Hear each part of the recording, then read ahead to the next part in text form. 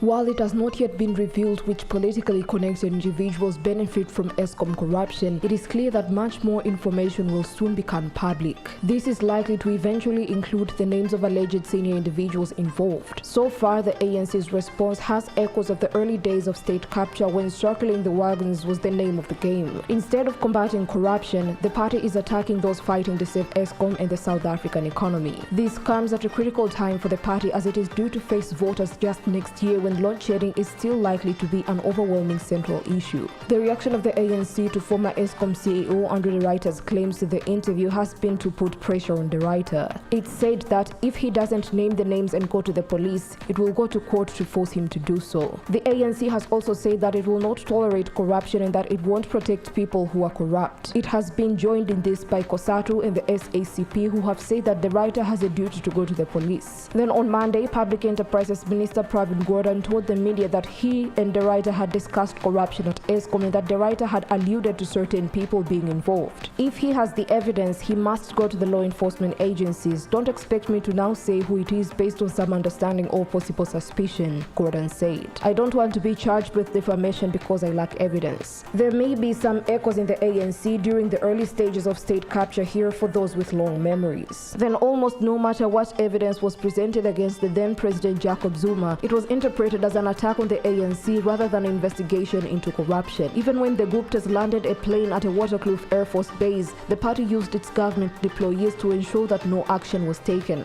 Instead, and scandalously, Bruce Koloane, the main official involved, was punished with an ambassadorship to the Netherlands. Furthermore, the ANC's leadership at the time ensured that the National Prosecuting Authority was hollowed out. Menzi Simelane was appointed as National Director of Public Prosecutions by Zuma after prima facie evidence that he had lied under oath was discovered.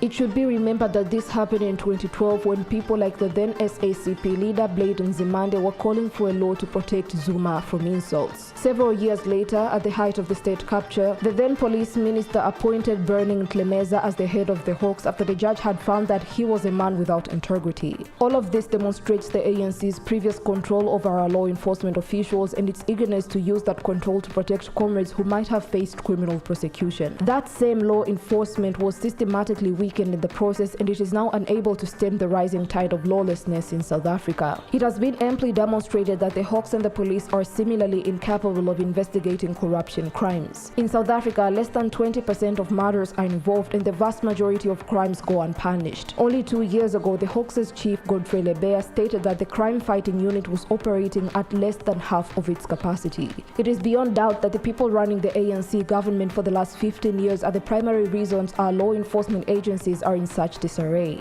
They not only permitted but also enabled and encouraged this to occur. There are echoes of the ANC's behavior during the arms deal in the 1990s for those with even longer memories. As more information became available, one ANC member who was opposed to the deal, Andrew Feinsen, was isolated, attacked, and eventually hounded out of the country. Everyone else who objected to the deal was dealt with harshly. The ANC appears to have learned very little from that period. Even with all of the corruption scandals, the ANC was certain to win the next election. Now the party is under intense pressure and could easily fall to an unprecedented majority status next year. This is what makes its reaction to the corruption allegations so startling. There appears to be no understanding of how vulnerable the party is and how much the lives of ordinary South Africans have deteriorated recently. Furthermore, the ANC can no longer claim to be led by a person of unquestionable integrity. President Cyril Ramaphosa has come under intense scrutiny as a result of the Palapala scandal. Someone with serious allegations against the party will once again lead the party into an election. Corruption is likely to be a defining issue in the 2024 elections. To perform well in these polls, the party may need to reconsider its stance and persuade voters that it is committed to fighting corruption. However, given the party's long history on this issue, this will be difficult, and judging by its reaction to the latest Eskom saga, it is clearly unwilling to change.